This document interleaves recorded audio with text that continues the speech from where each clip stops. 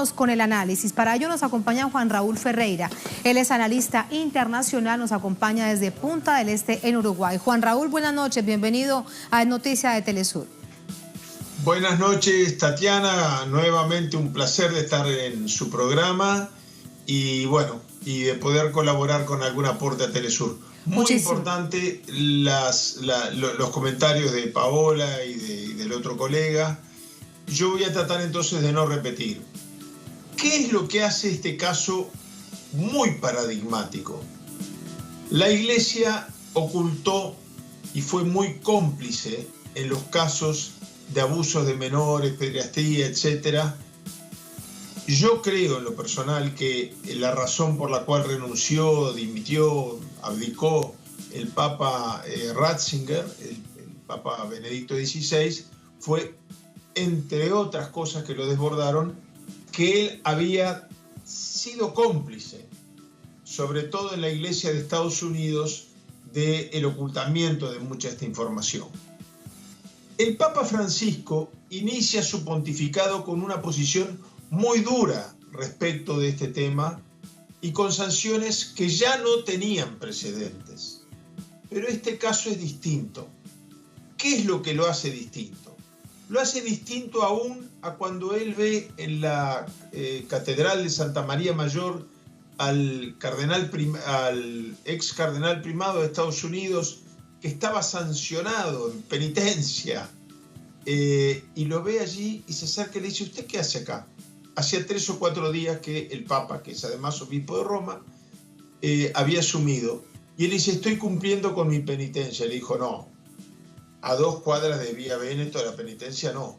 Y lo mandó a un convento de clausura en la ciudad de Belén y le dijo: le va a hacer bien estar cerca de donde nació el Señor, en términos religiosos. Entonces, este Papa ha sido implacable, tanto en los problemas económicos financieros de la banca vaticana, como en quitarle el cardenalazgo y aún someter a la justicia italiana a cardenales que habían ocultado situaciones de abuso sexual. Y en este caso particular, Juan Raúl, déjame te pregunto, porque esto realmente es muy importante dejarlo en claro, escuchar tu análisis. ¿Qué razones habrá tenido el Papa Francisco? ¿Cuáles ves en términos de ese panorama para haber dado un giro? Porque recordemos que en Chile él dijo: no creo en todas estas denuncias, no hay pruebas de ello, y tanto Barros como Caradima lo acompañaron en toda su gira en Chile. Ahora da un giro realmente que es inédito, porque varias de las víctimas se encuentran allí desde este viernes hasta el domingo. ¿Qué habrá pasado? Bueno, Tatiana, eso es lo que hace paradigmático este caso, que no es un caso más de abuso, sino que es el primer caso, sobre todo no el de Caradima, que bueno, se le mantuvo el sacerdocio, pero se le castigó, se le tiene en penitencia, se le sometió a la justicia, etc.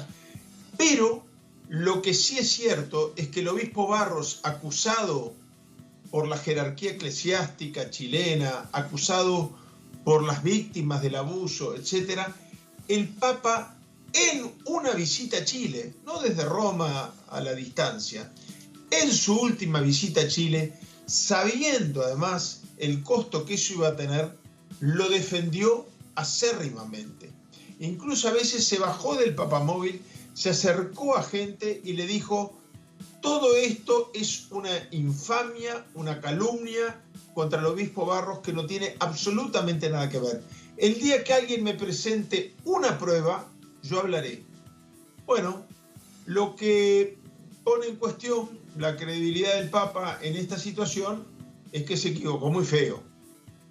Lo que en todo caso habla bien de él es que cuando se entera, toma medidas drásticas. En primer lugar, manda al obispo de Malta, como dijo recién Paola, no es mandar a un obispo cualquiera.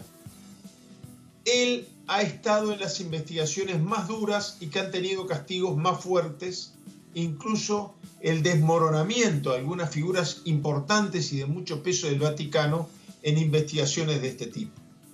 Luego, la Iglesia chilena, el propio cardenal primado de Chile, cuando termina la visita del Papa, dice: qué error más grave, que el Papa Francisco no estuviera enterado de todo esto. ¿Y cómo puede ser que el Papa no estuviera enterado de todo esto?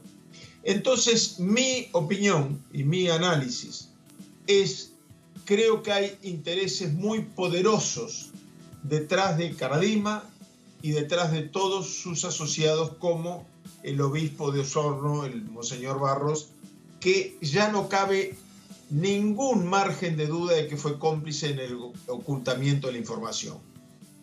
El Papa, yo creo, sí, Juan Raúl, creo, dime, Tatiana, que fue engañado. ¿Por qué fue engañado? Es la gran pregunta. Claro, ahora, aquí hay déjame te pregunto algo, porque es la necesidad de el reconocimiento, ¿no? De que la Iglesia Católica realmente reconozca todo lo que ha significado tanto dolor para miles y miles de personas víctimas de abuso sexual, víctimas de los sacerdotes pederastas.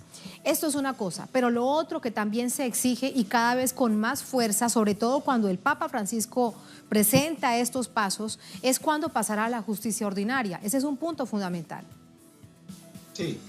El Papa en casos anteriores ha pasado a la justicia ordinaria, tanto por los crímenes económicos como los de abuso sexual.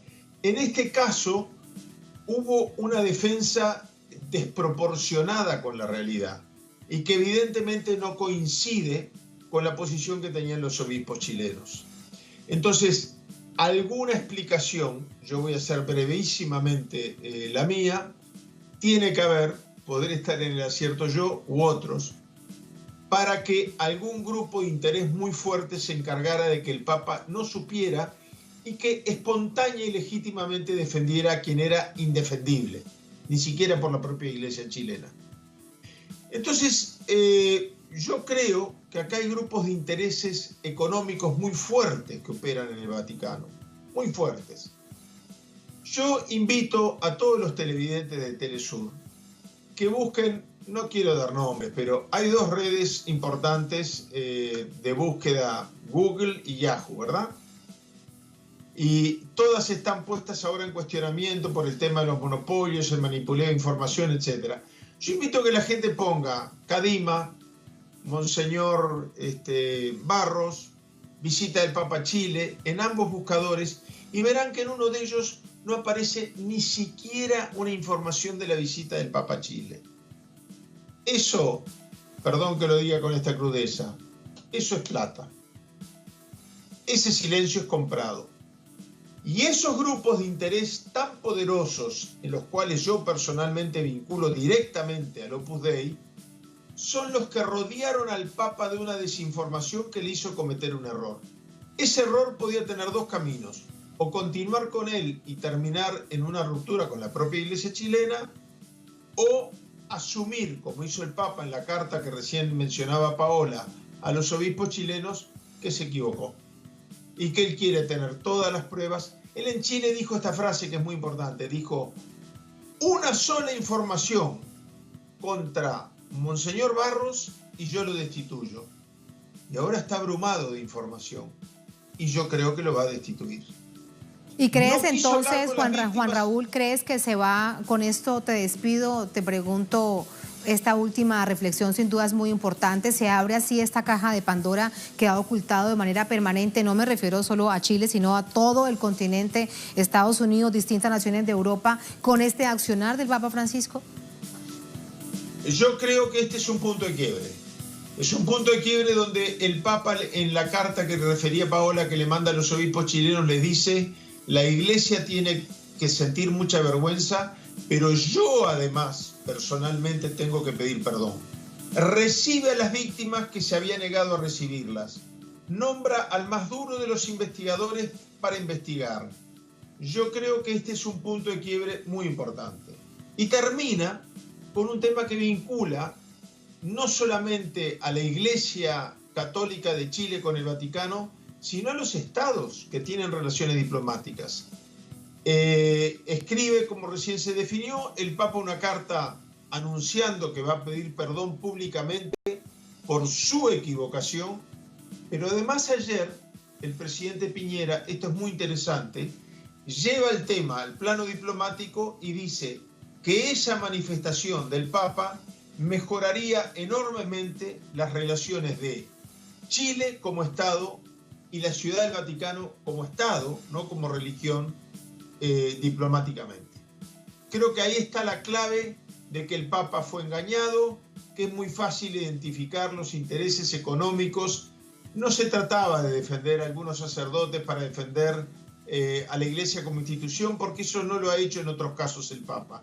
Acá hubo el movimiento de un grupo de extremo poder dentro de la Iglesia, sobre todo poder económico, que es el Opus Dei, que falseó y que desinformó al Papa a tal punto que el Papa terminó desautorizado por el Cardenal Primado de Chile. Y aquí con esto te despido, que será un asunto de una próxima conversación, de un próximo análisis, Juan Raúl, es la seguridad del Papa Francisco. Cuando todo esto va destapándose, muchos se preguntan cuánto más tiempo vivirá por su propia decisión como máximo jerarca de la Santa Sede del Vaticano, el Papa Francisco. Cada paso que da en la dirección positiva pone ese tema en la cabeza de todos nosotros. Exactamente. Muchas gracias, Juan Raúl. Un abrazo. Buenas noches. Muchas gracias, Tatiana.